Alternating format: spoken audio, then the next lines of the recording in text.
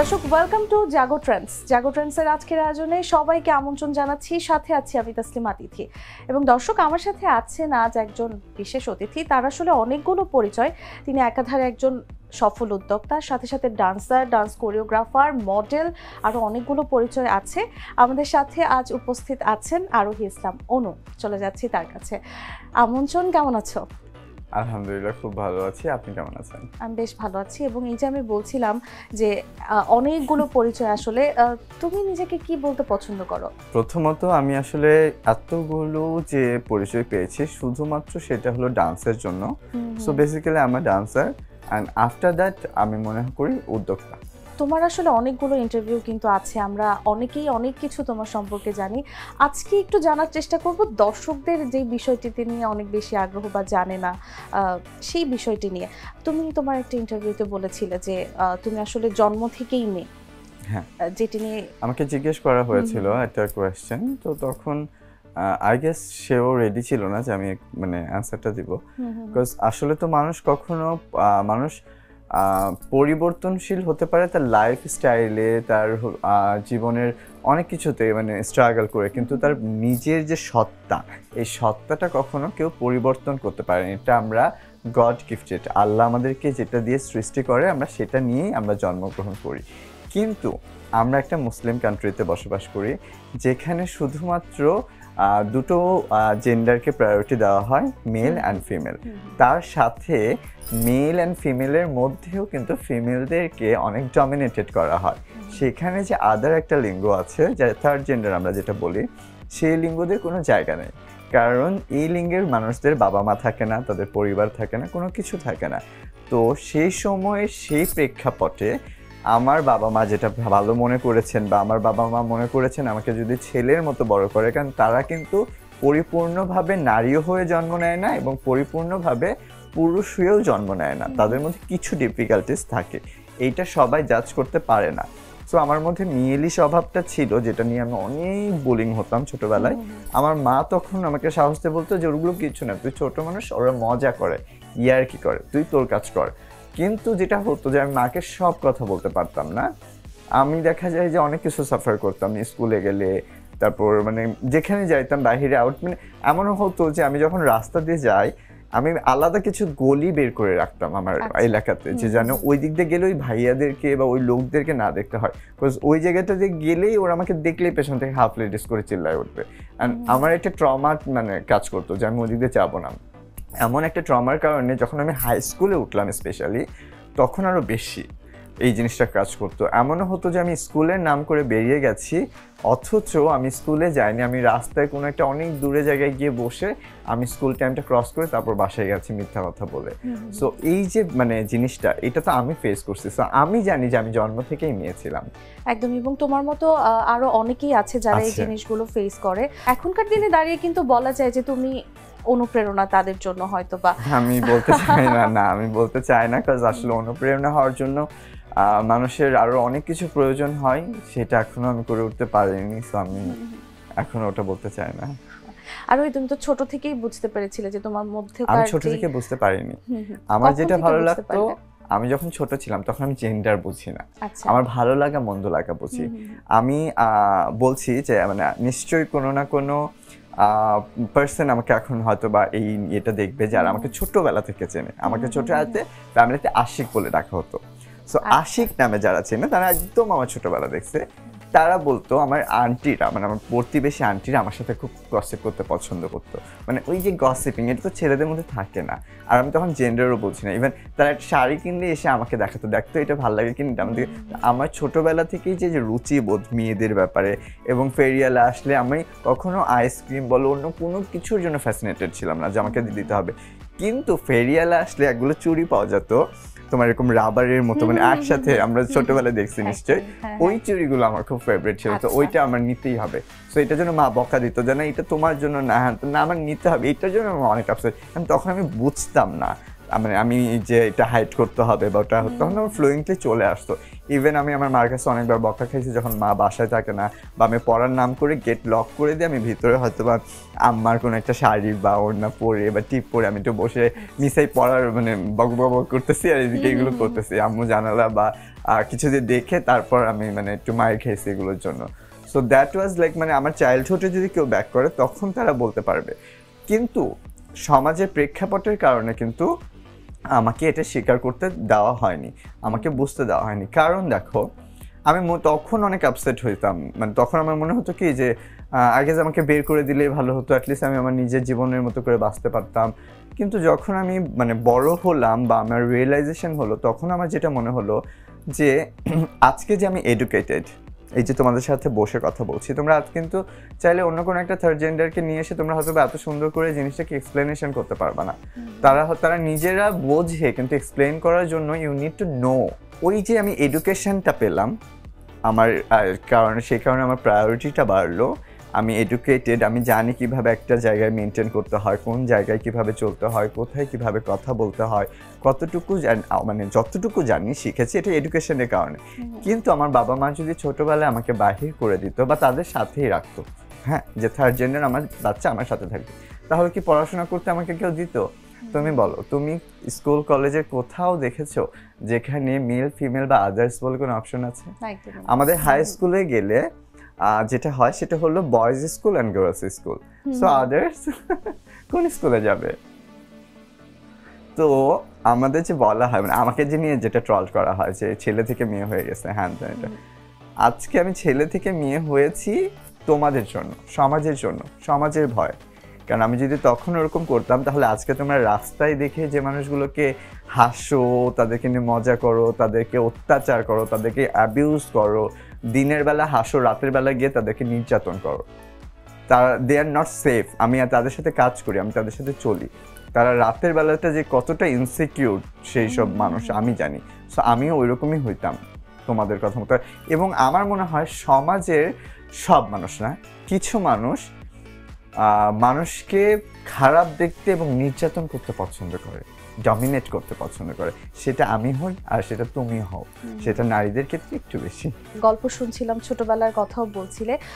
এই যে আশিক থেকে অনু হয়ে উঠলে পরিবারের নিশ্চয়ই অনেক ভূমিকা ছিল, যেমনটি তুমি বলছিলে যে ছোটবেলা থেকেই ওইভাবে তোমাকে পড়াশোনা করানোর জন্যই মনে হয় যে লুকিয়ে রাখতো তোমাকে, পড়াশোনা করানোর জন্য।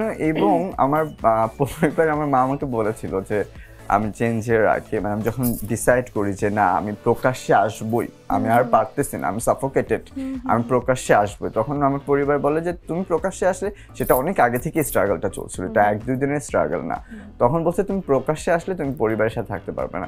অ্যান্ড দেন মানে আমি বলছি হয়তো আমার মা কথাটা শুনলে খুব কষ্ট পাবেন, আমার একটা পর্যায়ে গিয়ে আমার মনে হলো যে আমার মার যদি কখনো কিছু হয়ে যায় তাহলে আমি সেদিন চেঞ্জ হয়ে যাবো, আমি মা বেঁচে থাকতে করবো না। আর তখন এই কথাটা যখন আমার মাথায় আসতেছিল, মানে আমি মানে কতটা সাইকোলজিক্যালি আমি সিক হয়ে যাচ্ছি যে তার মার এক্সপেক্ট করতেছে হয়তো বা মনে মনে, আই ফেল্ট লাইক নো, এটা আমি ভাবতেই পারিনি এটা কতটা জঘন্য সন্তান হলে এটা হয়। আমি আমার লাইফ এম করবো, আমার মার লাইফ আমার মা সামলায় নিবে, বিকজ আমার জীবন একটাই, এবং এই একটা জীবনে আমি এত সাফোকেটেড এবং প্রতিটা দিন অভিনয় করে, প্রতিটা সময় অভিনয় করে আমি বাঁচতে পারবো না, আমার পক্ষে সম্ভব হচ্ছে না। বরাবরই মার কথা বলে আসছো, বাবা কিভাবে নিয়েছেন এই যে বাবা বা পরিবারের বাকি সদস্যদের কথা যদি বলি? বেসিক্যালি মানে যারা আসলে সাফল্য অর্জন করে শুধুমাত্র তাদের গল্পই শোনা হয়। আজকে হয়তো আমি কিছুটা সাফল্য, তাই আমার কথা শোনা হয়, কিন্তু এর বাইরে কিছু মানুষ আছে যাদের জীবনে অনেক দুঃখ থাকে, যেমন আমার মার জন্য আমি যদি কিছু করতে পারতাম আমার খুব ভালো লাগতো। আমার বাবা was never been like attracted to her, মানে আমাদের খুবই একটা ডিস্টার্বিং ফ্যামিলিতে আমরা বড় হয়েছে, যেখানে আমার বাবা আর ভূমিকা একদমই নাই আমাদের পরিবারে, ছিলই না বলতে গেলে। শুধুমাত্র সে একজন সেকেন্ড ক্লাস অফিসার ছিল বা জব করতেন সরকারি একটা গভর্নমেন্ট। সো আমার মা অনেক ভালো মানুষ বলে সেই সংসারটাকে টিকায় রাখছে এবং এটা করছে, কিন্তু আমার বাবার ভূমিকা আমাদের জীবনে, আমার জীবনে তো নাই। সো আমি ওনাকে নিয়ে কিছু বলতে চাই না। আল্লাহ ওনাকে স্বর্গ দিক, মানে উনি বেহেশত নসিব করুক, উনি ভালো থাকুক, এটুকুই কামনা করি। এখন পরিবারে কে কে আছে? মার সাথেই তো থাকছো। মার সাথে থাকছি না, বিকজ অফ সোসাইটি আমার মাকে আমার সাথে থাকার ইয়ে দেয় না, এবং আমার মা আমাকে দেখতে চায় না, মানে আমাকে এইভাবে দেখতে পারেন না তিনি, মানে বলেছেন যদি আমাকে কখনো সামনাসামনি এইভাবে দেখে আমি মানে হার্ট অ্যাটাকও করতে পারে। সো আমি নিশ্চয়ই আমার মার মৃত্যু কামনা করবো না।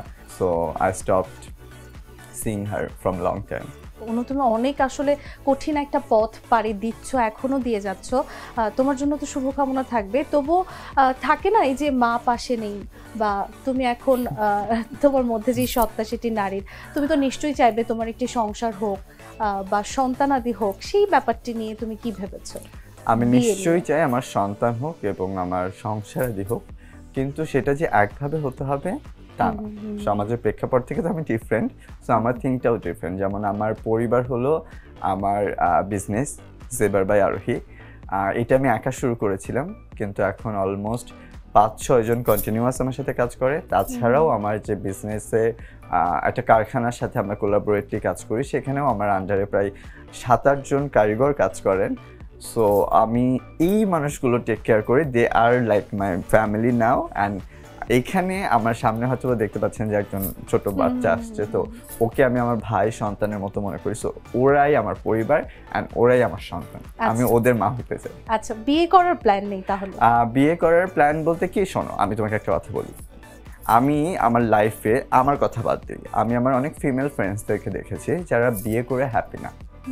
হ্যাঁ, so happiness is like something else, এটা তোমার মানসিক শান্তি। সো বিয়ে করেই যে মানে বিয়ে করলাম, একটা জিনিস করে ফেললাম, কিন্তু সেটাতে যদি সুখ না থাকে, শান্তি না থাকে। আমি তো আমার মাকে দেখেছি, বিয়ে তো মা করেছিল, সংসার তো মা করলো, কিন্তু she was never been happy as a মানে ওয়াইফ। তার জীবনে ওয়াইফ হিসেবে যে সুখটা ছিল সেটা তো ছিল না। So I am not like ওই টাইপ যে আমার বিয়ে করতেই হবে বা এটা করতে হবে, আমার সুখে থাকতে হবে, সেটা প্রেম করে হোক আর সেটা যেভাবে হোক। সো আমি সুখে থাকতে চাই। এখন সোশ্যাল মিডিয়াতে আরোহীর সাথে একজন কিউট চকলেট বয়কে দেখা যাচ্ছে, সে কে, বয়ফ্রেন্ড? এটা সোশ্যাল মিডিয়াতে হঠাৎ করে সবার curiosity, but basically we are co-artist বা কন্টেন্ট পার্টনার। হ্যাঁ, পার্টনার, কন্টেন্ট পার্টনার। অ্যান্ড মানে বেসিক্যালি হয়েছিল কি যে ও একটু নাচ পারে, অ্যান্ড ও একটু নাচ পারে, he is not a professional dancer, ও অ্যাক্টর, ও বিভিন্ন সিরিয়ালে কাজ করতেছে। সো আমি অনেকদিন ধরে মানে কাজ করছি না। সো তখন ওকে বললাম যে আমরা ছোটো ছোটো কন্টেন্ট মেক করতে পারি, people will love it. So because মানুষ একটু কাপল ভিডিওস দেখতে পছন্দ করে, ডুয়েট নাচ দেখতে পছন্দ করে। এর আগেও আমি একজনের সাথে করতাম, গোলাম কিবরিয়া ভাইয়া। সো ওনার সাথেও আমার খুব ভালো ছিল, কিন্তু আমাদের দুজনের এখন ব্যস্ততার মানে এই ব্যাপারটা এমন হয়ে গেছে, এখন আর সময় হয় না। সো সেই ক্ষেত্রে হয়তো বা আমি আমার টাইম অনুযায়ী, ওর টাইম অনুযায়ী যদি পারি আমরা করি। সো আর্টিস্ট ও কিন্তু অভিনয় করে এবং আমি কিন্তু আর্টিস্ট। সো স্ক্রিনে যদি ইন্ডিভিজুয়ালি আমাদেরকে দেখেন, তাহলে ওর অভিনয় জায়গাটা খুব ভালো করে, আমি আমার অভিনয় জায়গাটা খুব ভালো করি। আরোহী কিন্তু একটু ব্লাশ করছে, আমি আসলে জানি না ওরা শুধু কন্টেন্ট পার্টনার নাকি অন্য কিছু। না মানে সো যখন আমরা কাজ করি, সো তখন ওই মোমেন্টের জন্য ও আমার লাভার, রাইট? বিকজ আমি তো এটাই প্রিটেন্ড করতেছি, এটাই শো করতেছি। সো আমি কি ওখানে দাঁড়ায় ওকে ভাইয়ের মতো এক্সপ্রেশন দিব ওর সাথে? That's not right. সো এই কারণে হয়তো অনেকের আমাদের কেমিস্ট্রি দেখে মনে হয়, but we are very good friend, very good. আমি ওকে তুই করে বলি, ওকে মারি শুটে, বিহাইন্ড দ্য সিন দেখলে বুঝবে, মানে অত্যাচার করি ওকে। একদমই, আমরা দেখেছি, আমি একটা বিহাইন্ড দ্য শুট দেখেছি তোমাদের। তবে ও অনেক মানে লক্ষ্মী, মানে মায়ের খাইলো চুপচাপ হাসে। আচ্ছা, প্রেমের কথা যেহেতু উঠলো, আরোহীর জীবনে প্রেম এসেছে কতবার? একপাক্ষিক বা দ্বিপাক্ষিক যেটাই বলি না কেন, কতবার এসেছে এবং মন ভেঙেছে কতবার? যদি বলি ওয়ান সাইডেড প্রেমে আমি অনেকবার মানে একা একাই প্রেমে পড়ে একা একাই ব্যথা পাইছি। তাছাড়াও আমার জীবনে টুকটাক তো ফ্লার্টিং প্রেম আসছে। হ্যাঁ, দেন আবার অনেকে আসলে একটা জায়গায় আশা গ্রো করে and then they gone back. But তাতে আমার এখন রাইট নাও আর কিছু যায় আসে না, বিকজ এখন আমার জীবনের মেইন এম হলো আমি আরো এস্টাবলিশ হবে এবং অনেক মানুষের জন্য কাজ করব। একদমই। তুমি তো ইন্ডাস্ট্রিতে কাজ করে যাচ্ছ, অনেকের সাথে, অনেক বড় বড় সেলিব্রিটির সাথে কাজ করা হয়েছে। আমরা যদি একটু দেখি, পরিমণি আপুর সাথে কাজ করা হয়েছে, অপু বিশ্বাসের সাথে কাজ করা হয়। তো অনেক সময় এমন হয় যে এই যে মাহিয়া আপুর কথা বলো। হ্যাঁ, মাহিয়া আপুর একটা ভিডিও অনেক ভাইরাল হয়েছে, দ্যাট ওয়াজ মাই কোরিওগ্রাফি। দেখেছি, চমৎকার ছিল আসলে ভিডিওতে। তো এই তিনজনের কথা যদি বলি যে তোর পরিমণি, অপু বিশ্বাস, মাহিয়া মাহি, তিনজনের কথাই বললাম, কে তোমার সবচেয়ে বেশি পছন্দের? পছন্দের তিনজন তিন রকম মানুষ, আমরা যেহেতু তিনটা আলাদা মানুষ, সো মানে এক একজনের মধ্যে না এক এক রকম ভালোবাসা আছে, and they all are good in their own way, so আমি তিনজনকেই অনেক বেশি পছন্দ করি। একজনের নাম বলছে না? না, আমি কি করে বলবো, বিকজ আমি বলতে পারতাম যদি আসলে ওই কমতিটা পারতাম, কিন্তু মানে এক একজন এত সুন্দর করে তাদের আর আসলে কি বলতো, সম্পর্কটা না মেনটেন করতে হয়। হ্যাঁ, মানে এইটার উপরেও ডিপেন্ড করে, তুমি যখন সম্পর্কটাকে মেনটেন করতে যাবে তখন তোমার সাথেও ভালো সম্পর্ক হতে পারে, আর যে সুজানের সাথেও ভালো সম্পর্ক হতে পারে। সো এইটা হলো আমাদের বোথ সাইড থেকে ডিপেন্ড করে। একদমই। আরোহী, রিসেন্টলি তুমি অপু বিশ্বাসের সাথে অনেকগুলো কাজ করেছো, এখন যদি তোমাকে একটা সিচুয়েশন দেওয়া হয় যে বুবলির সাথে একটি কাজ করতে হবে, I will never do that. কেন? কারণ হলো যে আমি যখন কারো প্রিয় মানুষ হব বা কেউ আমার প্রিয় মানুষ হবে, সেই মানুষটা কষ্ট পায় এমন কোনো কাজ আমি করতে চাই না। আমি তার উপর, আমি সেই আর্টিস্টের উপর কোনো রকম পার্সোনাল কিছু বলছি না, কিন্তু অবশ্যই আমার কাছে আমার প্রিয় মানুষটা ম্যাটার করে। যদি আমার মা মানে যেমন ধরো পছন্দ করছে না যে আসলে তার কারোর সাথে ঝগড়া হয়েছে, তার সাথে মিশতে, নিশ্চয়ই আমি যাবো না। সো আমার ফেভারিট পার্সনের যদি মনে হয় যে সেটাতে সে আমাকে সেখানে দেখতে কষ্ট পাচ্ছে, আমি তাকে কষ্ট দিতে চাইবো না। তার মানে বুবলির সাথে ভবিষ্যতে আরোহীকে কাজ করতে দেখা যাবে? তার সাথে আগে কাজ করা হয়েছিল। আচ্ছা, হ্যাঁ, আমার পেজের জন্য জুয়েলারির সাথে তার সাথে আমার কিছু কাজ করা হয়েছিল, কিন্তু after that I never did it, but I respect her up to. আমার কাছে মনে হয় যে তাকে নিয়েও একটু বেশি ট্রল করা হয়। অ্যাজ অ্যান আর্টিস্ট তাকে জাজ করা উচিত সবসময় শুধুমাত্র সাকিব খানের বউ কিংবা সবসময় শুধুমাত্র আরেকজনের সতীন হিসেবে না জাজ করে তাকেও একটা স্পেস দেওয়া উচিত। মানুষের মাত্রাই ভুল, মানুষের জীবন থাকে, মানুষের অনেক কিছু থাকে, কিন্তু মানে প্রত্যেকটা মানুষ একদম নিয়ে ফেলছে, তার কাজটাই দেখে না, কাজ দেখার আগেই জাজ করে। This is not fair. এটা আর্টিস্টের সাথে না, আমি আর্টিস্ট বুবলির কথা বললাম। অ্যাজ এ আর্টিস্ট বুঝতে পেরেছি। তুমি যেহেতু অনেকদিন ধরে ইন্ডাস্ট্রিতে কাজ করছো, তো ন্যাচারালি কিন্তু অনেক রকমের ক্রিটিসিজমের মুখোমুখি আমাদের হতেই হয় যারা ইন্ডাস্ট্রিতে কাজ করে। তোমার ক্ষেত্রে যদি বলি হয়তো বা একটু বেশি, অনেক সময় এমন হয় যে হয়তো একটি দুটি কাজ হয়েছে, তারপর আর কেউ কাজ করতে চায়নি, এরকম কি কখনো ফেস করা হয়েছে? বেসিক্যালি যারা একটি দুটি কাজ করেছে তাদের সাথে কাজ হয়েছে, কিন্তু যাদের সাথে কাজ করা হয়নি তারা অনেকেই জাস্ট দেখা হলো বলে এই তোমার সাথে আমি কাজ করবো, তোমার এটা ভালো লাগছে বলে নাম্বার টাম্বার নিয়ে মানে ওই মোমেন্টে পাগল হয়ে যায়। মানে দেখার পর যখন দেখে কোনো জায়গায় গেছি, অ্যাপিয়ারেন্স, সবাই ছবি তুলতে আসতেছে, সবাই ভালো বলতেছে, that time and after that বাসায় গিয়ে আবার গসিপ, এইটা ওইটা হ্যান ভুলে যায়। আরেকটা জিনিস, মেইন স্ট্রিম বলে আমাদের এখানে কিন্তু একটা সিন্ডিকেট আছে, মেইন স্ট্রিম ভাইরা যারা সোশ্যাল মিডিয়ায় এই যে কন্টেন্ট মেক করে বা এটা করে টিকটকে ভিডিও দিলে, সেম ভিডিও ফেসবুকে দাও, you are posh, same video তুমি ইনস্টাগ্রামে দাও, ইউ আর মোর পশ। আমার দুইটা জায়গাতেই ফলোয়ার্স আছে, বাট সেম ভিডিও যদি আমি টিকটকে দিই দেন আমার টিকটকার। সো হোয়াট আই মানে কি বলবো তোমার, এখন ইনস্টাগ্রাম কি মানে কিছু লেম পিপল ইউজ করতেছে না, ফেসবুক কি লেম পিপল ইউজ করতেছে না, সব জায়গায় করতেছে, কিন্তু নামটা ভাইরাল হয়ে গেছে টিকটকার, এরকম একটা ব্যাপার। একদমই। আমরা অনেক সময় দেখি যে এই যে জেন্ডার নিয়ে বিতর্কের জন্য ইন্ডাস্ট্রিতে কাজ করার ক্ষেত্রে হয়তো বা সে একটু সুযোগ কম পাচ্ছে। তোমার কি কখনো মনে হয়েছে? সুযোগ পাচ্ছে না, কম পাচ্ছে কি? আচ্ছা, তোমাকে একটা নরমাল কোশ্চেনের উত্তর দিই, আমি তোমাকে কোশ্চেন করতেছি। এই যে ধরো তুমি আমরা লাইফ লিড করতেছি বাস্তব জীবনে, বাস্তব জীবন নিয়ে তো সিনেমা বা নাটক এগুলো হয়। তুমি কি আশেপাশে কখনো থার্ড জেন্ডার দেখো না? তোমার লাইফের এতদিন চলার পথে কোনো দিন কারোর সাথে মেশো নাই, কথা হয় নাই, রাস্তায় দেখো না, কোনো কিছু দেখো নাই, কিন্তু আমাদের চলচ্চিত্র কিংবা আমাদের যে ওটিটি প্ল্যাটফর্মের এত সুন্দর সুন্দর কাজগুলো এখন হচ্ছে, কত ভালো কাজ হচ্ছে, সেইখানে কোনো দিন থার্ড জেন্ডারের কোনো একটা চরিত্র প্রমিনেন্টলি দেখছো হাস্যকর ছাড়া, জোকার বানানো ছাড়া, তার কষ্টটা, তার স্ট্রাগলটা, that can be a part of, মানে পুরোটা তাকে নিয়ে করার দরকার নেই, কিন্তু একটা লাইফ মানে একটা গল্পের একটা পার্ট তো হতে পারে, কারণ তখন না মানুষের কাছে এটা পৌঁছাবে যে this is a part of thing. আমরা কি করি, আমরা এই বিনোদনের মাধ্যমে তো মানুষকে শিক্ষা দেই, সেই বিনোদনের জায়গাটাতে তারা কখনো না। হ্যাঁ, মাঝে মাঝে জোকারের মতো তাদেরকে প্রিটেন্ড করা হয়, am I Joker? All people are not same. কোনো মেয়েরা জোকার না, লায়লা তারপর যে কি বলে লায়লার সাথে একটা নাম কি ছেলেটা, প্রিন্স মামুন, ওই যে একটা মেয়ে চুল কাল কাল কাল কাল করে কি কি জানি বলে রাজ রাজ রাজ করে বলে যায়, ও ফানি না? তো দেখাও একটা মেয়ে ফানি, দেখাও এরকম হিরো আলমকে দেখাও, এইগুলো তো দেখাচ্ছ না। তাহলে কেন থার্ড জেন্ডার আসলে সবসময় এরকম এরকম চালি মারা আর তোমরা হাস্য করে এই ভাইয়া, ওই আমি তো এইভাবে কথা বলি না, কেন এটা দেখানো হচ্ছে? তাহলে তাকে তাকে সোশ্যাল মিডিয়াতে যখন প্রিটেন্ড করা হচ্ছে, ডাউনই করা হচ্ছে। কারণ আমার চ্যালেঞ্জটা ওখানে, আমি একটা টিভিসিতে অডিশন দিতে গেছিলাম, বড় একটা মাপের টিভিসি, ওটা হয়েছেও। সো আমাকে ডাকা হয়েছিল অডিশনের জন্য। সো আমি গেছি as usual the way I am, সুন্দর, খুব সিম্পল নিট গেলাম। অডিশনের পরে মানে সবার এক্সপেকটেশন, মানে অনেকে অডিশন দিতে আসছে, তো সেখানে আরোহী হয়ে যাবেন সবার এরকম একটা ব্যাপার।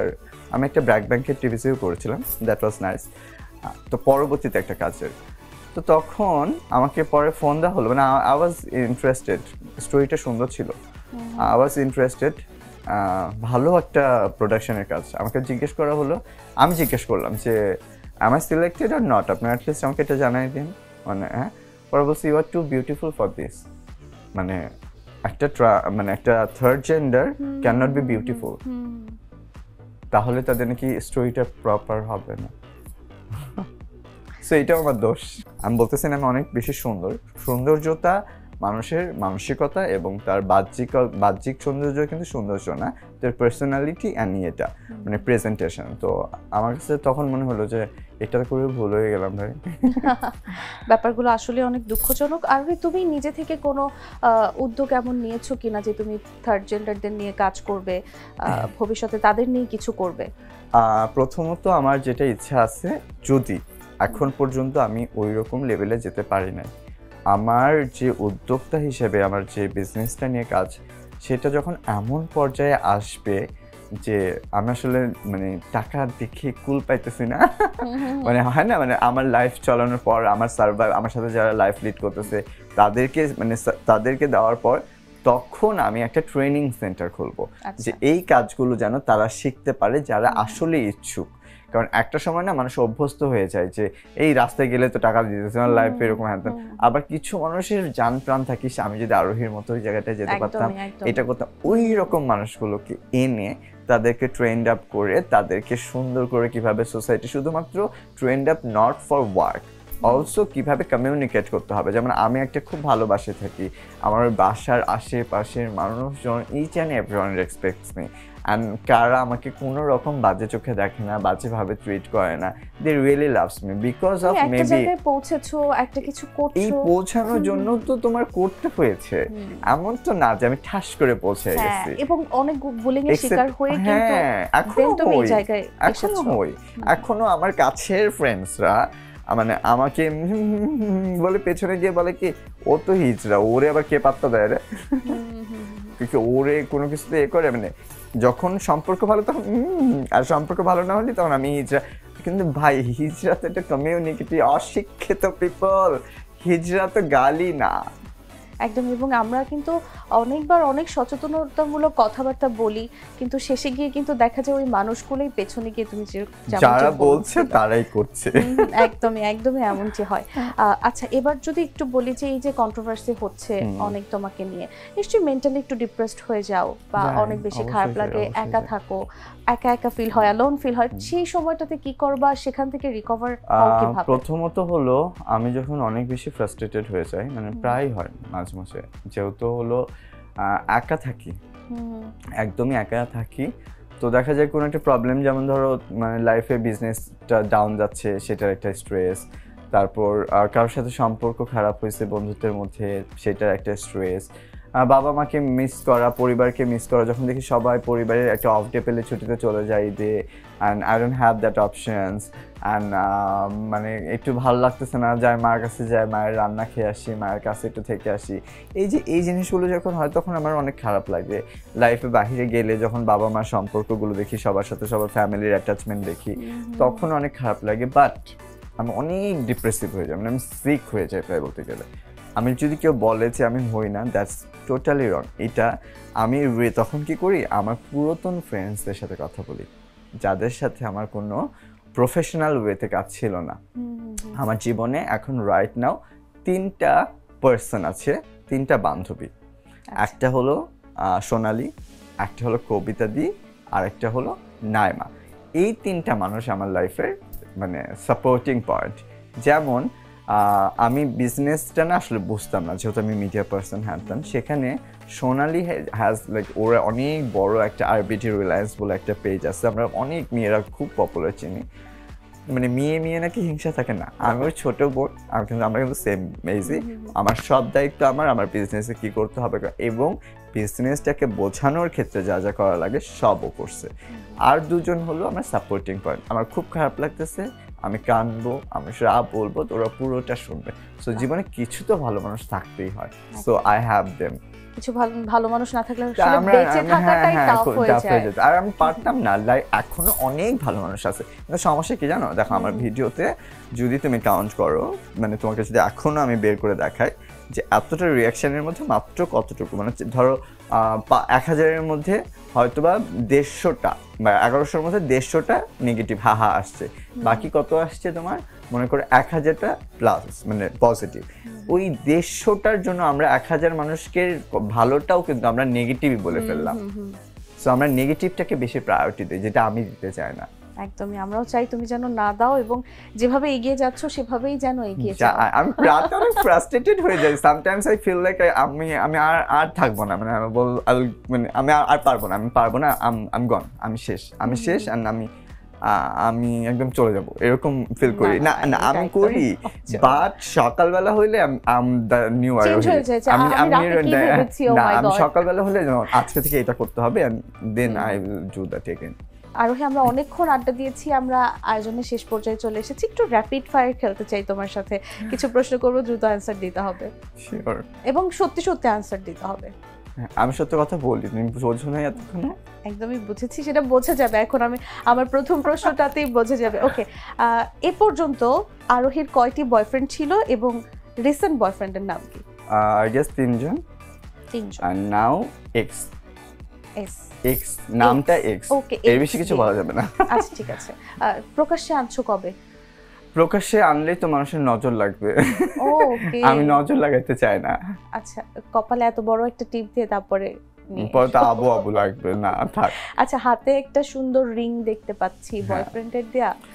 এইটা আমার বান্ধবী, আমার মানে সোনালী, ও আমাকে এনগেজ করছে, বাট আসলে এনগেজমেন্ট রিংটা কিন্তু এখানে হয়, এটাতে না, এটা এখনো ফাঁকা আছে। মাঝে মধ্যে এমন হয় যে হয়তোবা সাইজটা একটু বড়, এই আঙুলে পরে রাখে, বাট নিজেকে সিঙ্গেল প্রিটেন্ড করানোর জন্য অনেকে এই আঙুলে পরে রাখে। তুমি তো সন্দেহ করে ফেলছো। আসলে আমি সন্দেহ করেছি, আমি ভাবলাম একটু ব্লাশ করবে, একটু বলবে যে হ্যাঁ বয়ফ্রেন্ডের। ওকে, পরের প্রশ্নে যাই। প্রিয় নায়িকাকে এবং নায়ককে বাংলাদেশে? জয়া হাসান and চঞ্চল চৌধুরী। তুমি তো অনেকের সাথেই কাজ করেছো, অনেক হিরোইনদের সাথে, কার ফ্যাশন সেন্স বা ড্রেসিং সেন্স মনে হয় যে খুব ভালো, ইনক্লুডিং মেকআপ? আমি যদি বলি সব থেকে, আমি দুজনের কথা বলবো। এখন অনেকে চেঞ্জ হয়েছে, অনেক কিছু করে, বাট পার্সোনালি যাদেরকে কেউ অ্যাসিস্টও করতে হয় না, যাদেরকে কোনো ইয়েও করতে হয় না, উইদাউট এনিথিং নিজের চয়েসের জায়গায় বিথিয়া সিনহা, মিম and Nusrat Faria, they are outstanding. কাজ করা হয়েছে ওদের সাথে? বিথিয়া সিনহা মিমা আপুর সাথে লাক্সের 100 ইয়ার্স একটা সেলিব্রেশনে ওনার জন্য আমি কোরিওগ্রাফি করেছিলাম, ওটাতে কাজ করা হয়েছে। এবং নুসরাত ফারিয়া আপুর লাস্ট একটা কন্যা গান যে রিলিজ করলেন, তখন আমি ওটার প্রমোশনে আই ওয়াজ দ্য মোস্ট মানে ভাইরাল পারসন, আমারটা সব থেকে বেশি হয়েছিল। আরোহী ইসলাম অনু কি পূর্ণাঙ্গ নারী হয়ে উঠেছে কিনা? পূর্ণাঙ্গ নারী বলতে কি বোঝো আগে সেটার উত্তর দাও আমাকে। বায়োলজিক্যালি নারী হয়ে উঠেছে? বায়োলজিক্যাল ব্যাপারটা আমার কাছে খুবই আপেক্ষিক। হ্যাঁ, সো সেই ক্ষেত্রে আমি বলবো যে আমি যেমন আছি, আমি খুব ভালো আছি, আমি আমার জন্য আমি পূর্ণাঙ্গ নারী। আরোহী, আমরা অনেকক্ষণ কথা বললাম, খুব ভালো লাগলো, তুমি খুব সুন্দর সুন্দর কথা বললে এবং আমার মনে হয় দর্শকদের খুব ভালো লাগবে। আমরা শেষ করব একদমই শেষে যেটি জানতে চাই যে আরোহীর কাছে জীবন মানে কি, জীবন দর্শন সম্পর্কে জানতে চাই। আমার কাছে জীবন মানে যুদ্ধ, কারণ হলো আমরা সবাই প্রিটেন্ড করি that we all are happy, we are all, আমরা ট্রাই করি প্রিটেন্ড করার, কজ মানুষ হ্যাপি মানুষদেরকে প্রায়োরিটি দেয়, সাকসেসফুল মানুষদেরকে প্রায়োরিটি দেয়। যারা আসলে নিজের মানে সহজ সরল মানুষ, নিজের দুঃখের কথাটা সবাইকে বলে ফেলে, তাদেরকে কেউ দাম দেয় না। তাদেরকে সবাই ছোট করে, হিউমিলিয়েট করে। সো আমার কাছে মনে হয় জীবনের প্রত্যেকটা মানুষ ফাইট করতেছে যার যার নিজ জায়গায়। আমরা যতই দেখি যে they are pretending I'm like happy, I'm so successful, প্রত্যেকটা সাকসেসফুল মানুষ তার পার্সোনাল জায়গাতে অনেক unhappy. I saw that and I can feel it, and আমি দেখেছি। সো যারা আপসেট, যারা মানে সাকসেস না, তাদেরকে বলবো যে ডিপ্রেশনকে কাজে লাগায়ে স্ট্রং বানায় সামনে আগায় যান। কারণ আমার জীবনের সব থেকে উইক পয়েন্ট ছিল আমি মাইকা, হিজরা, মানে এইসব কথা শোনা। অ্যান্ড আজকে আমার জীবনের সব থেকে strong point, that is me and that is আরোহী। সো উইক পয়েন্টটাকেই স্ট্রং কিছু বানায় ফেলা। মানে আরোহী একদম পুরোপুরি সাকসেসফুল? পুরোপুরি সাকসেসফুল আসলে কেউ কখনো হয় না। আমি যতটা অর্জন করব আমার মানে চাওয়া ততটুকু বাড়বে, কিন্তু আমি আমার জায়গা থেকে আমি যতটুকু করেছি আলহামদুলিল্লাহ, I am happy with that, and আমি আরো ভালো কিছু করতে চাই। একদমই, তোমার জন্য অনেক শুভকামনা থাকবে আরোহী, আরো এগিয়ে যাও, সব বাধা পেরিয়ে অনেক বড় হও। তোমাকে অসংখ্য ধন্যবাদ আমাদের সাথে সময় দেওয়ার জন্য। জাগো নিউজকে অসংখ্য ধন্যবাদ আমার এত সুন্দর করে, আমাকে এত অনার্ড করে এই প্রোগ্রামে ইনভাইট করার জন্য, এবং মানে সমাজের যাদেরকে নিয়ে এত বেশি মানে কৌতূহল নাই, তাদেরকে সম্মান দিয়ে তাদের জায়গাটাকে মানুষের কাছে তুলে ধরার জন্য অনেক অনেক ধন্যবাদ। আশা করি জাগো আরো ভালো কাজ করবে, আরো অনেক অন্যরকম মানুষ নিয়ে। দর্শক, জাগো ট্রেন্ডসের আজকের আয়োজন এখানেই শেষ করছি। যারা এতক্ষণ আমাদের সাথে ছিলেন সবাই ভালো থাকবেন, সুস্থ থাকবেন এবং জাগো নিউজের সঙ্গেই থাকবেন। ধন্যবাদ সবাইকে।